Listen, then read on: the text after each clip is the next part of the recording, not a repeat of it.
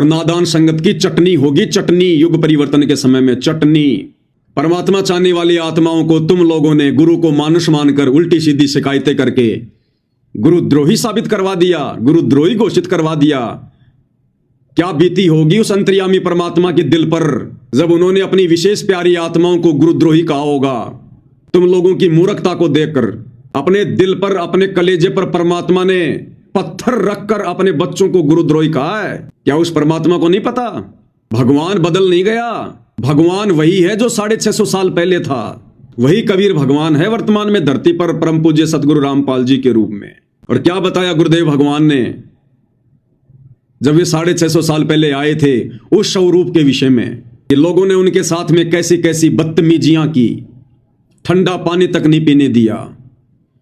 उसके बावजूद भी उन्होंने किसी को उफ तक नहीं कहा, किसी को श्राप नहीं दिया। किसको श्राप दें? सब उन्हीं के तो बच्चे हैं। तो आज क्या भगवान बदल गया जो अपने बच्चों को यह कहेगा कि तू गुरुद्रोही है, जबकि उनसे बढ़कर संगत में कोई गुरुमुखी नहीं?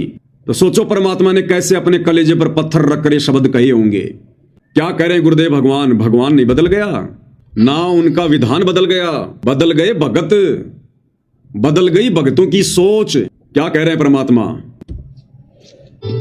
परमात्मा आए थे, कबीर जी उनके साथ कितना अत्याचार किया था और किसी को उन्होंने एक शब्द भी अप नहीं बोला, किसी को श्राप नहीं दिया, क्योंकि उसको पता था मेरे बच्चे हैं, किसको मारूं और किसको श्राप दूं।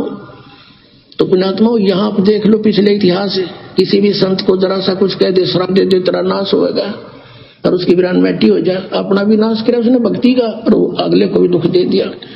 तो वो परमात्मा थे। तो इसी प्रकार, इसी आधार से आपने इस मार्ग को आगे बढ़ाना है, दास का सहयोग देना है। क्या कह रहे हैं गुरुदेव? किसको श्राप दे वो परमात्मा? वो अन्य नकली साधु संतों की तरह नहीं होता, दुर्वासा की तरह नहीं होता, विश्वामित्र की तरह नहीं होता, चुनक ऋषि की तरह नहीं होता, जो जरा सा उनको कोई कुछ कह दे और श्राप दे दे, सामने वाले का सत्यानाश कर दें। ये गुरुद्रोही शब्द क्या है पता है तुम्हें? ये दुनिया का सबसे बड़ा श्राप है, सबसे बड़ा श्राप।